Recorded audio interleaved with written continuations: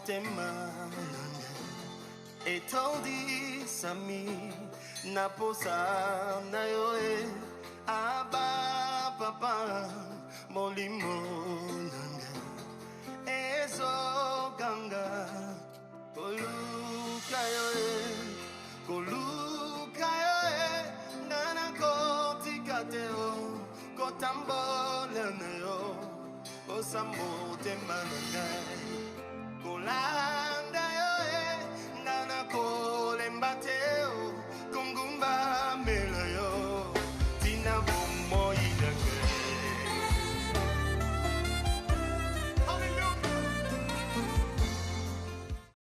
Allons continuer sur la prière et c'est très important pour que nous puissions comprendre toutes les formes, la manière telle que Dieu l'a enseigné dans sa parole. Vous savez que l'émission Parole de vie a pour but d'amener les chrétiens au fondement même de la parole, pour que nous ne puissions pas faire des choses comme nous le voulons, que nous ne puissions pas faire les choses telles qu'on nous enseignait parfois, sans vérifier les Écritures. Et nous sommes là pour faire parler la parole de Dieu, ce que le Seigneur a laissé pour son Église. Je vous l'ai toujours dit ici, que quand Jésus a enseigné ses apôtres, avant de repartir, il a dit à ses apôtres, enseignez-leur à observer, à obéir tout ce que je vous ai prescrit. Cela veut dire qu'aucun pasteur, aucun apôtre, aucun prophète n'a un message. Le message que nous enseignons, c'est le message que Jésus-Christ a laissé pour son Église. Donc une assemblée où le message de Jésus n'est pas enseigné, ça veut dire que Dieu n'est pas là. Aujourd'hui, en enseignant aux gens des formes de prière, nous avons vu toutes les formes de prière, d'adoration, de louange, d'action de grâce, de remerciement. Nous avons expliqué. Et nous sommes rentrés même dans la prière dite d'autorité. Tout en disant, chrétien, en réalité, il n'y a pas une prière dite autorité, parce que dans l'autorité, on ne prie pas. On commande les choses, comme le Seigneur lui-même l'avait dit, que vous, quand il y a une montagne qui se présente devant vous, vous pouvez dire à cette montagne, ôte-toi de là. Et la montagne va sauter. Donc, nous devons comprendre que quand on fait la prière d'autorité, en réalité, il n'y a pas une prière d'autorité, il n'y a que l'exercice de l'autorité que le Seigneur nous a donné, comme il a dit, je vous ai donné le pouvoir de marcher sur les scorpions, de marcher sur toute la puissance de l'ennemi, et rien ne peut vous nuire. Aujourd'hui, nous allons continuer dans cet élan concernant la prière bien-aimée, pour que nous puissions voir quelles sont des formules. Nous allons parler des formules dans la prière. Parce que souvent, en enseignant aux gens des choses qu'avant de prier, il faut d'abord chanter. Après avoir chanté, il faut confesser les péchés. Après avoir confessé les péchés, il faut demander pardon à Dieu. Une fois qu'on a terminé de demander pardon et son sang pour nous sanctifier, nous allons maintenant lier les démons qui sont tout autour. Une fois qu'on a lié les démons, et à partir de ce moment-là, nous pouvons faire notre prière. Vous voyez, ça sort de la philosophie parce que ce n'est pas ce que Dieu a enseigné dans sa parole. Ce n'est pas ce que Dieu a enseigné dans sa parole. Oui, bien-aimé. La prière n'a pas des formules. Parce que ce n'est pas de la magie.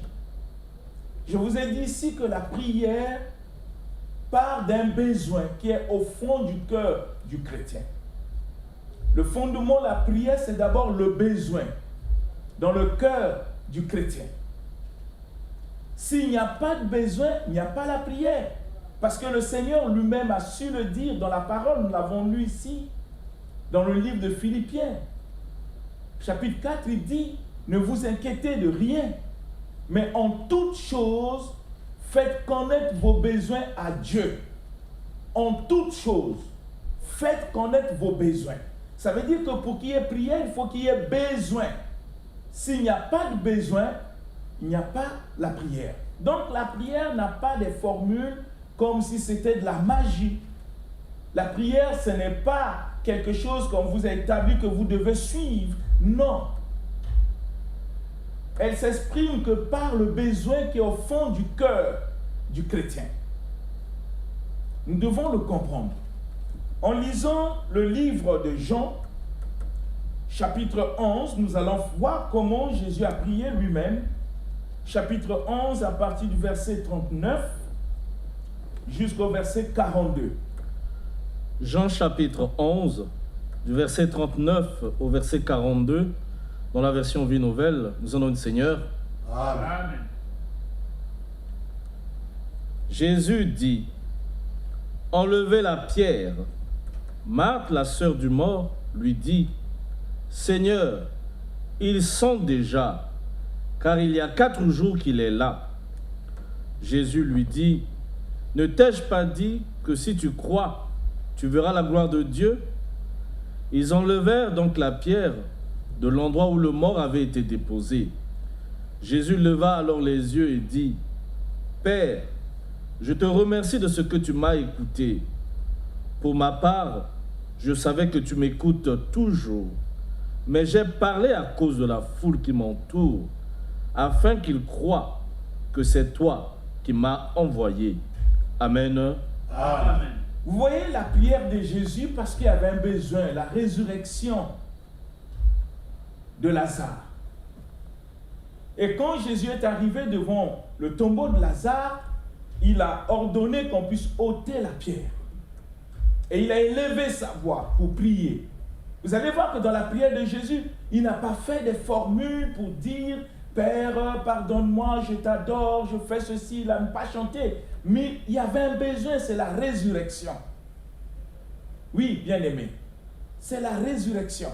Et Jésus élève la voix, il prie à cause de l'incrédulité du peuple. Il dit des choses d'une manière claire, sans tâtonner. Il a prié. La Bible dit, levons les yeux au ciel. Il dit, Père, je rends grâce de ce que tu m'as exaucé. Pour Jésus, c'était déjà chose accomplie, malgré l'incrédulité du peuple.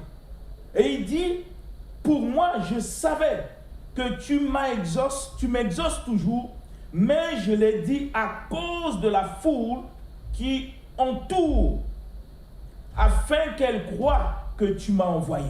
Donc, il a fait la prière à cause de l'incrédulité du peuple, parce que le peuple ne croyait pas en lui. Vous voyez que sa prière était directe, parce qu'il avait besoin de résurrection et de bannir dans le cœur du peuple l'incrédulité.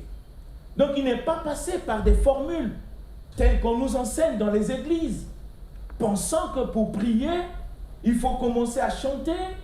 Pour prier, il faut commencer à confesser le péché. Si le besoin qui m'amène vers Dieu n'est pas la confession, comment je peux faire la confession? Tandis que nous avons vu des formes de prière. Nous avons parlé de la forme de prière dite confession. Si je vais vers Dieu, il faut que je sache qu'est-ce qui m'amène vers Dieu. Quel est le sujet qui m'amène vers le Seigneur? Quel est le besoin qui me pousse à aller vers Dieu pour lui parler? Donc nous ne pouvons pas nous présenter devant le Seigneur avec des formules comme si nous sommes là en train de flatter Dieu, avant même que nous puissions nous rapprocher de Dieu. Mais Dieu, lui, étant omniscience, il connaît déjà nos pensées. Donc nous ne devons pas faire des prières par des formules comme si c'était la magie, bien-aimée. Non. Apprenez à prier selon le modèle de la Bible. Ne priez pas par formule pensant que ce que vous êtes en train de dire, Dieu va exaucer. Non, Dieu n'a pas besoin de voir ce qui sort de votre bouche. Dieu a besoin de voir votre cœur, les motivations, le sujet, le motif qui vous pousse vers lui pour prier. Dans le livre de Actes des Apôtres, chapitre 4, nous allons lire le verset 23 jusqu'au verset 31. Vous allez voir aussi comment les apôtres ont prié. Quel était le sujet? Est-ce qu'ils ont procédé par des formules qui sont enseignées dans nos églises? Nous lisons le livre de Actes, chapitre 4, verset 23 à 31. Actes des Apôtres, chapitre 4, verset 23 au verset 31. Nous allons le Seigneur.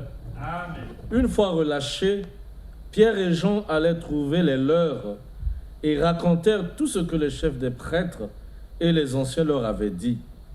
Après les avoir écoutés, ils s'adressèrent tous ensemble à Dieu en disant, « Maître, tu es le Dieu qui a créé le ciel, la terre, la mer et tout ce qui s'y trouve. C'est toi qui as dit, par le Saint-Esprit, par la bouche de notre Père, ton serviteur David, pourquoi cette agitation parmi les nations et ces préoccupations dépourvues de sens parmi les peuples? Les rois de la terre se sont soulevés et les chefs se sont ligués ensemble contre le Seigneur et contre celui qui l'a désigné par onction. Il est bien vrai que Hérode et Ponce Pilate se sont ligués dans cette ville avec les nations et les peuples d'Israël contre ton saint serviteur Jésus, que tu as consacré par onction. Ils ont accompli tout ce que ta main et ta volonté avaient décidé d'avance.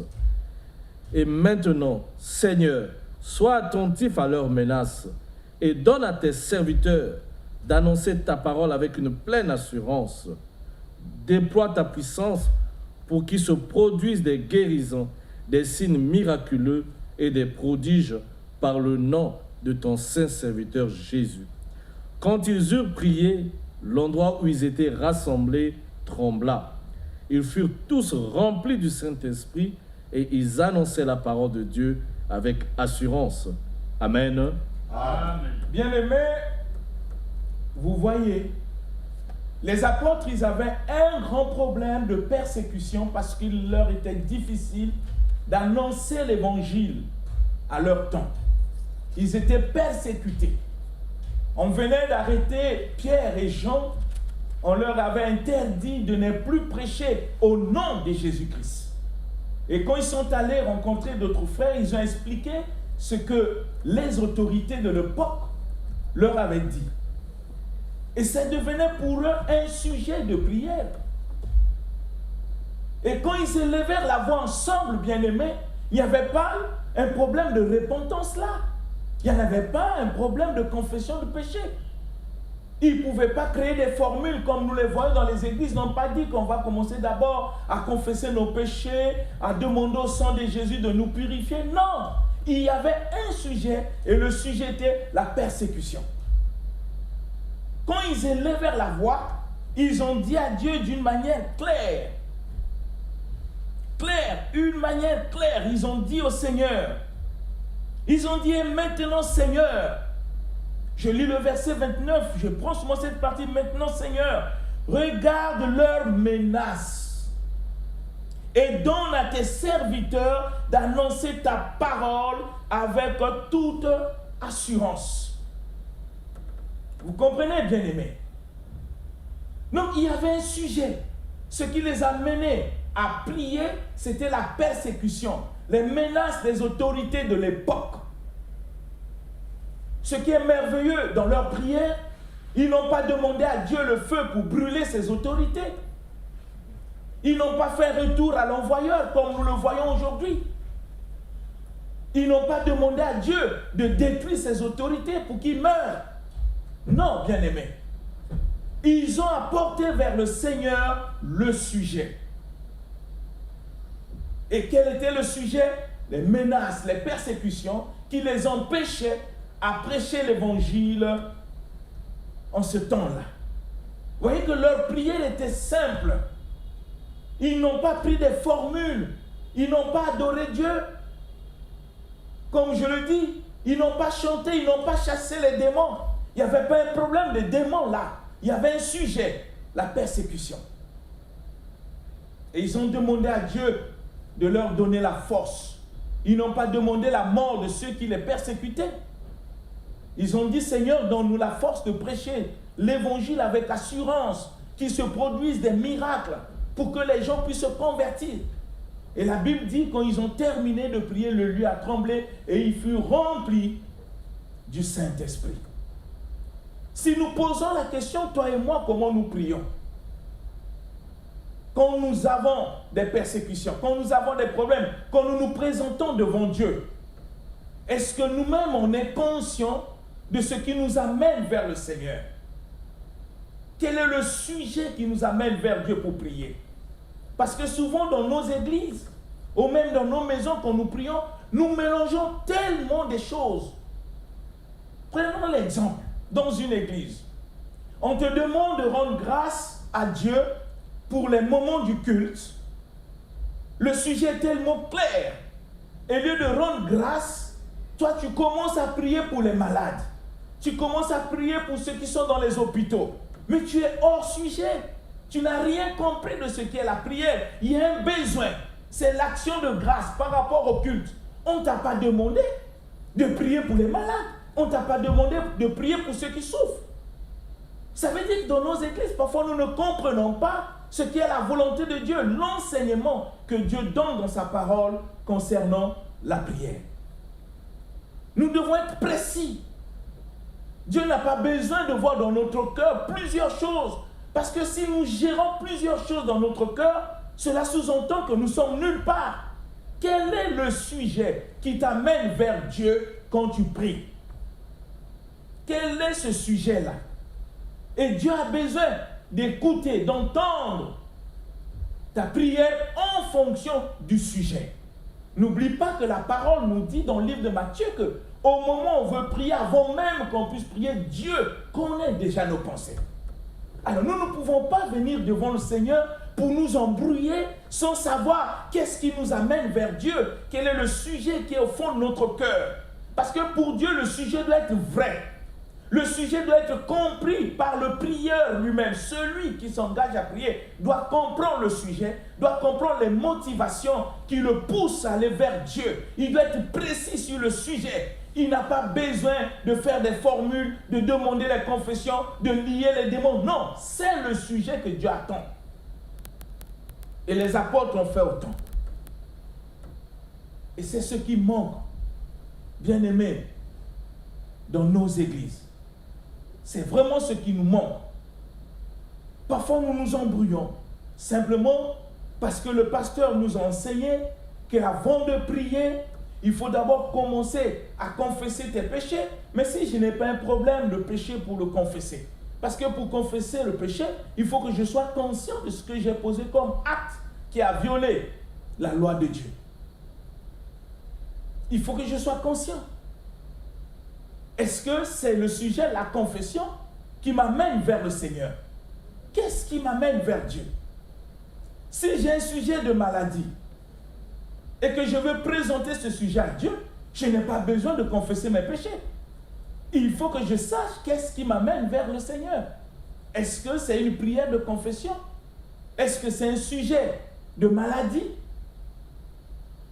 Donc si nous ne connaissons pas ce qui nous amène vers Dieu, mais nous allons faire des prières fantaisistes qui n'existent pas, auxquelles Dieu ne sait même pas d'où nous nous trouvons, nous sommes à quel niveau. Il faut être précis quand on prie et comprendre le sujet. Comme Anne, dans l'Ancien Testament, elle avait un problème d'enfant. Rappelez-vous de Anne. Elle ne mettait pas au monde. Son mari avait pris une deuxième femme et cette femme mettait au monde tout le temps. Elle produisait. Mais à un certain moment, cette femme commençait à mortifier Anne. Et dans le cœur de Anne, un sujet s'est monté. Il dit, c'est pas cette femme. Il n'y a que Dieu qui peut faire que je puisse être fécond. Et quand elle est partie devant Dieu, elle n'est pas partie pour confesser les péchés. Elle n'est pas partie pour adorer Dieu, bien-aimé. Elle est partie parce qu'il y avait un sujet, l'enfant. Parce qu'elle était stérile. Elle voulait que le Seigneur puisse faire pour qu'elle puisse mettre sur le monde. Elle a déposé son sujet devant le Seigneur avec son cœur. Et elle fut exaucée. Comment nous prions, bien-aimés, dans nos maisons? Comment nous prions dans nos églises? Est-ce que nous sommes en conformité avec la parole de Dieu quand nous prions, bien-aimés? Ou nous faisons des mélanges des choses? Les mélanges des choses. Tu laisses le sujet. Tu tombes sur notre sujet. Tu pars même. Écoutez-moi, bien-aimés. Ce que vous ignorez dans la vie, quand vous êtes chrétien, je dis chrétien, je ne parle pas d'un païen, je parle du chrétien, selon la Bible, selon la parole de Dieu. Le chrétien est la lumière du monde. Là où il y a la lumière, il n'y a pas de ténèbres. Les deux ne peuvent pas cohabiter ensemble. Il y a une compatibilité de cohabitation entre la lumière et les ténèbres. Le milieu où je me trouve, que ce soit dans ma maison, à l'église, là où je me trouve, bien-aimé, le malin ne peut pas être là. Je n'ai pas besoin de penser au diable ou aux démons pour les lier. Et vous savez même aussi que pour lier un démon, il faut avoir le don de discernement des esprits. Tu ne peux pas lier dans le vide, sinon ça devient la philosophie. Vous ne pouvez pas imaginer pourquoi Dieu a laissé à l'Église le don de discernement des esprits. N'ayant pas cette habitude, même dans ta chambre, même au salon, quand tu veux prier, tu commences à lier, Seigneur, je lis tous les démons qui sont dans ma maison, dans ma chambre. Comment tu peux expliquer qu'un chrétien dort avec les démons? Comment vous pouvez expliquer ça? Vous pouvez avoir l'image de l'Ancien Testament, où la parole dit souvent qu'au temps de Job, quand les enfants de Dieu se rassemblaient, le diable aussi était là. Mais c'est tout à fait normal parce que en ce temps-là, l'homme n'était pas racheté. Mais quand Jésus a payé le prix sur la croix, il n'y a plus cohabitation. Le diable ne peut plus être au milieu des enfants de Dieu. Ce n'est pas possible. Parce que Dieu nous a donné le pouvoir de marcher sur toute la puissance de l'ennemi et rien ne peut nous nuire. Ça veut dire que le diable n'est pas un problème pour un chrétien. Donc je ne dois pas commencer mes prières en liant les démons. Comment on peut expliquer ça? Les démons que je lis viennent d'où? Vous voyez, on nous enseignait des choses qui ne cadrent pas avec la parole de Dieu. Et il faut savoir que l'Ancien Testament est accompli en Jésus-Christ. Quand Jésus a crié sur la croix que tout est accompli, ça veut dire que tout est rentré en ordre. Le diable ne peut plus prendre part aux réunions des véritables enfants de Dieu. Parce que quand Jésus voit son Église, il voit l'Église comme un corps. Il dit les portes de ce jour des morts ne prévaudront point contre elle. C'est-à-dire le diable ne peut rien contre l'Église. Et le Seigneur nous rassure que tout lieu foulera la plante de votre pied, je vous le donne. Mais comment, chaque fois que même je suis à l'église, là où Dieu est loué, là où Dieu est célébré, là où Dieu est glorifié, nous commençons la prière en disant, nous allons prier pour chasser tous les démons qui sont ici. Mais les démons qui sont ici viennent d'où? Qu'est-ce qu'ils viennent chercher? Ils suivent qui? Vous avez déjà vu la lumière cohabiter avec les ténèbres? Bien-aimés, vous l'avez déjà vu? Vous pouvez venir dans votre maison, vous n'avez pas encore allumé la lumière, mais ça fait l'obscurité des ténèbres. Mais dès que vous allumez la lumière, vous ne pouvez pas imaginer dans quelle vitesse les ténèbres disparaissent. C'est la même chose sur le plan spirituel. Nous ne devons pas avoir dans notre tête que pour prier, il faut commencer à lier les démons, ou pour prier, non, le diable peut bloquer nos prières. Parce que vous parlez, parce que vous pensez au temps de Daniel. Mais ces temps, c'est révolu. Quand Jésus vient accomplir des choses sur la croix, le temps là est révolu. Le diable ne peut plus arrêter les prières des chrétiens. Ce n'est pas possible, bien-aimés. Ce n'est pas possible. L'homme de l'Ancien Testament n'était pas racheté. Essaye d'imaginer que tu dois à quelqu'un l'argent. Chaque 5 heures du matin, il vient chez toi pour toquer, pour que tu lui rembourses son argent. Mais si un sauveur vient, il paye cette dette. Penses-tu que ce monsieur ou cette femme viendra encore chez toi à 5 heures du matin pour réclamer? C'est le réclamer, mais parce que tu n'avais pas encore payé la dette. Mais notre dette, Jésus l'a payée sur la croix de Golgotha. Nous ne devons rien au diable. On ne doit rien. Ce qui est malheureux dans nos prières, même dans nos propres maisons, nous avons les yeux ouverts sur la présence des démons dans nos maisons, mais nous n'avons pas les yeux ouverts sur la présence du Seigneur et ses anges. Et c'est ça ce qui est malheureux. Le chrétien voit les démons partout quand il veut prier. C'est difficile de trouver un chrétien adresser la prière à Dieu en fonction du besoin. Il n'y a pas de formule dans la prière. Ce qui pousse l'homme à prier, c'est le besoin. Le Seigneur a dit, faites connaître vos besoins. Quel est le besoin qui t'amène vers Dieu? C'est ce que Dieu veut écouter. Comme nous l'avons lu dans la parole de Dieu. Quand Jésus était sur la terre, parce que je ne vais pas vous faire lire beaucoup de passages, parce que nous sommes dans l'émission, le temps est tellement court. Les gens qui venaient vers Jésus, prier, ils avaient des besoins. Bartimée est venu quand le Seigneur leur a demandé de venir. Il avait un besoin. Et Jésus lui pose la question, que veux-tu que je fasse? Il n'a pas dit, non Seigneur, je t'adore, tu es merveilleux, tu es ceci. Non, Bartimée n'a pas fait ça. Il a exprimé le besoin parce qu'il avait besoin de la guérison, de retrouver la vue. Il dit, Seigneur, je veux retrouver la vue. Voilà une prière précise. Et Dieu l'a guéri. Lisez la Bible, bien-aimés. Ne pensez pas que des philosophies ou des formules qu'on nous enseignait dans nos églises est conforme à la volonté de Dieu. Je vous enseignais dans cette émission que nous devons toujours prier conforme, notre prière doit être conforme à la volonté de Dieu. Et la volonté de Dieu, c'est sa parole. Ce sont ses enseignements qui nous donnent la volonté de Dieu. Donc cessons de faire des prières, des formules comme des formules magiques, parce que si je ne confesse pas le péché, Dieu ne va pas m'écouter, il va t'écouter.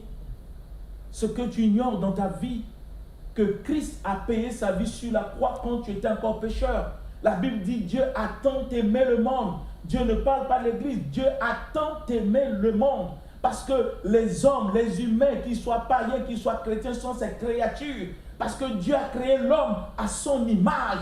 Nous qui prêchons, nous qui prions aujourd'hui, on était hier des païens. Aujourd'hui, il a fait de nous ce que nous sommes. Ça veut dire que son amour est pour l'humanité. Il a tant aimé. Il a donné sa vie sur la croix. Quand j'étais encore pécheur, il a payé mes péchés sur la croix. Dieu nous écoute. Il nous écoute. Parce que lui-même, dans sa parole, qu'est-ce qu'il dit? Venez à moi tel que vous êtes. Ça veut dire que nous venons dans cet état brut pour que Dieu puisse nous changer, nous transformer. Il ne nous rejette pas. Voyez, au temps de Jésus, n'oubliez pas, bien-aimés. N'oubliez pas quelque chose. Les gens que Jésus a guéris, tous n'étaient pas des chrétiens.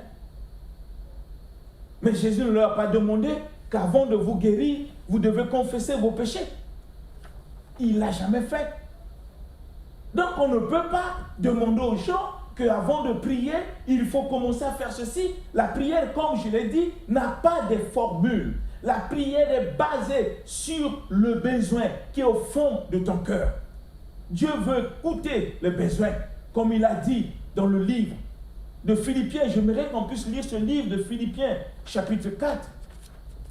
Vous allez comprendre avec moi ce que je suis en train de vous dire, pour ne pas faire des formules.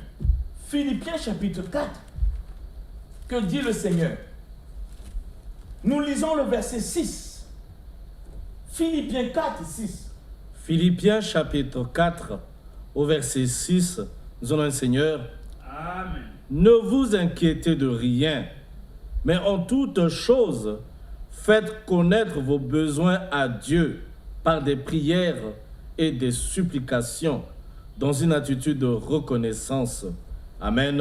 Amen. Mais Dieu dit, ne vous inquiétez de rien. Mais en toute chose, faites connaître vos besoins. Je mets l'accent sur le besoin. Il faut qu'il y ait un besoin. Qu'est-ce qui m'amène vers Dieu? Qu'est-ce qui me pousse à prier? Pourquoi je veux me mettre à genoux pour prier? Pourquoi je veux ouvrir ma bouche pour dire quelque chose de Dieu? Qu'est-ce qui m'anime? Qu'est-ce qui me pousse? Quel est le besoin? Et Dieu veut écouter le besoin.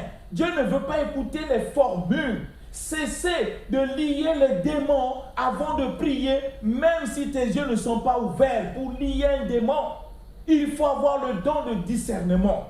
Et j'aimerais vous dire qu'on ne peut jamais lier un démon. On ne peut jamais lier un démon. On ne peut jamais lier le diable. La Bible ne l'a jamais enseigné, bien-aimé. Ne faites pas ces formules au moment où vous voulez prier. Je vois à la maison, à l'église. Ne commencez pas à chasser ou bien à lier les démons. Les démons, on ne peut pas les lier, même le diable. Parce que si lier le diable, lier le démon était vraiment vrai, je vous rassure devant Dieu, il n'y aura plus le diable dans le monde. Il n'y en aura plus.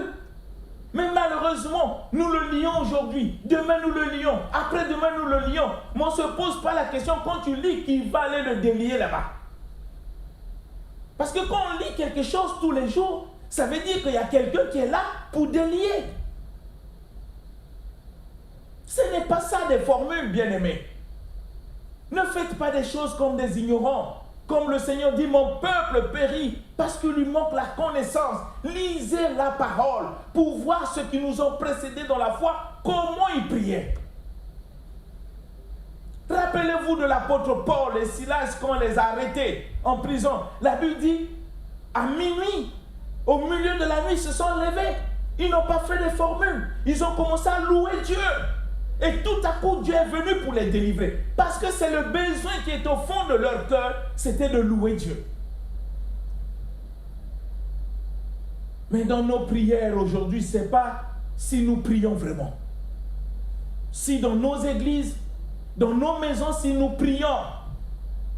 Parce que la prière ne doit pas être une habitude. C'est une vie. Et le besoin qui m'amène vers Dieu doit être vrai. Je ne dois pas venir devant Dieu pour faire des aventures. Non, il faut que le besoin que j'exprime par ma bouche devant Dieu soit vrai au fond de mon cœur. Que je réalise ce que je dis à Dieu, simplement parce que j'ai confiance en lui et je sais que Dieu est capable de résoudre ce problème. Mais si j'ai besoin du travail, je ne dois pas aller devant Dieu pour dire, Seigneur, je te remets le travail, je lis tout esprit qui va bloquer ces choses. Non, donne à Dieu le besoin. Laisse le lier à côté, bien-aimé. Exprime simplement le besoin.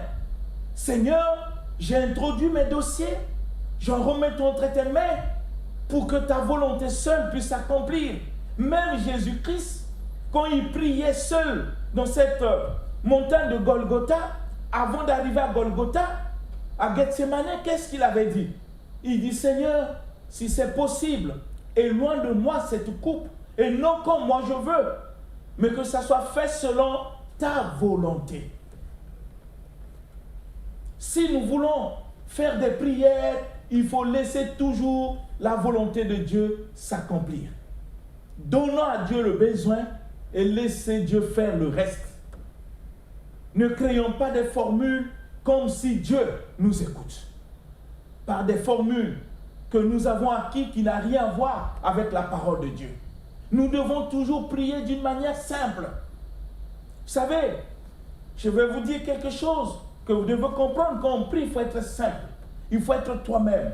Il faut que le besoin que tu exprimes soit conforme à ce qui est au fond de ton cœur. David disait dans le livre de Psaume, il disait, Seigneur, tu peux sonder mon cœur. Mes pensées ne sont autres que ce qui sort de ma bouche. Donc ce qu'il dit, c'est ce qui vient au fond de son cœur. Mais souvent, nous avons l'habitude dans des formules, même dans nos églises, si tu parles bien français, tu as l'impression que Dieu est français et tu crées des arguments, des mots. Je ne sais pas si c'est pour épater Dieu ou pour épater les hommes. Tu dis, oh Seigneur Dieu, tu es merveilleux. Ce n'est pas le fait que tu as dit qu'il est merveilleux que Dieu devient merveilleux. Il est toujours merveilleux. Toujours. Donc ne passez pas dans ces prières de flatterie.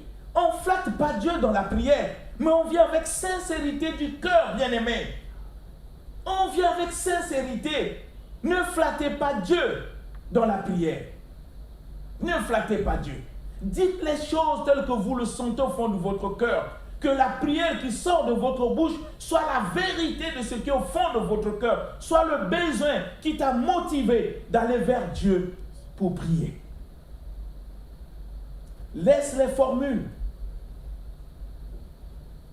Ne chasse pas les démons quand Dieu ne t'a pas amené à discerner qu'il y a des démons. Non, ne fais pas ça, bien-aimé. Dieu nous protège. Dieu nous garde. Dieu nous conduit par son esprit, il ne peut pas permettre qu'un mal puisse nous arriver. Il va toujours nous avertir. Si Dieu ne nous a pas averti que le milieu auquel nous nous trouvons, il y a des démons, ne créons pas des démons. Parfois, nous les créons par nos propres pensées. Je ne vous dis pas que les démons n'existent pas. Non, je sais que les démons existent. Le diable existe, mais ne les créons pas dans nos pensées. Si nous n'avons pas le discernement des esprits, ne créons pas, laissons Dieu faire. Mais si nous voulons prier, prions. Il n'est pas dit que pour que je puisse prier, il faut que je commence toujours par un cantique. Non, je ne dis pas que chanter, c'est mauvais. Non, si c'est le besoin qui est au fond de ton cœur pour chanter Dieu que tu le fais, c'est juste. Mais si tu penses que pour prier, il faut chanter, c'est pas juste, bien-aimé. C'est pas juste. Je ne dis pas que chanter, c'est mauvais, non. Mais si tu penses que le besoin qui t'amène devant Dieu et que pour prier pour toi, il faut commencer à chanter, c'est ce besoin. Tu veux dire des louanges ou des adorations par les cantiques, ce n'est pas mauvais. Mais si tu prends le chant comme formule avant de commencer la prière, coûte et coûte, il faut que je commence par chanter. Non, je dis non. Ça devient humain, ça devient charnel. Ce n'est pas une inspiration qui vient de Dieu. Parce que la prière est basée que sur le besoin. Faites connaître vos besoins. Quel est le besoin qui t'amène vers Dieu? Dis-le d'une manière simple. Comme je dis que nos enfants dans la maison, quand ils ont des besoins, celui-ci peut venir dire, papa, je veux que tu m'achètes biscuits. Voilà la prière qui est correcte. Parce que dans le fond de son cœur, il a besoin de manger le biscuit. Notre enfant peut venir dire, papa, moi je veux manger un pain beurré. Voilà une prière correcte. Parce qu'il vous dit le besoin, ce que lui, il en a besoin, ce qu'il veut. Mais nous, parfois nous ne disons pas à Dieu ce que nous voulons. Plein de formules. On pense même flatter Dieu. Non, Dieu ne le flatte pas. Il faut être honnête. Il faut être juste. Il faut être intègre. Quand tu pries, que Dieu sente que le besoin qui t'a amené pour faire la prière est vrai. Ne passe pas du besoin pour créer autre chose. Si le besoin c'est pour dire à Dieu un sujet, parce que tu es persécuté, parce que tu es malade, dis-le d'une manière simple. Ne complique pas ta prière. Parce qu'avant même que tu ouvres la voie, Dieu sait ce qui est au fond de ton cœur. Bien-aimé, je veux que tu puisses réaliser cela. Afin de changer ta manière de prier, prie conformément à sa volonté, à sa parole. Sors du besoin. Et nous allons continuer le mardi prochain, vous allez comprendre. On va parler même de la notion du temps. Parce qu'il y a des gens qui lisent leur prière en fonction du temps. S'il ne prie pas 1 heure, il pense qu'il n'a pas prié. Non, le temps de la prière dépend du besoin, de la situation qui nous amène. La durée ne dépend pas de la montre, mais dépend de la situation. Et nous allons en parler le mardi prochain et vous allez comprendre comment un chrétien doit prier. Que le Seigneur vous bénisse, que cette parole puisse produire des effets en vous pour que vous soyez conformes à sa volonté telle qu'il a laissée à son Église. Que Dieu soit toujours avec vous. Amen. Amen.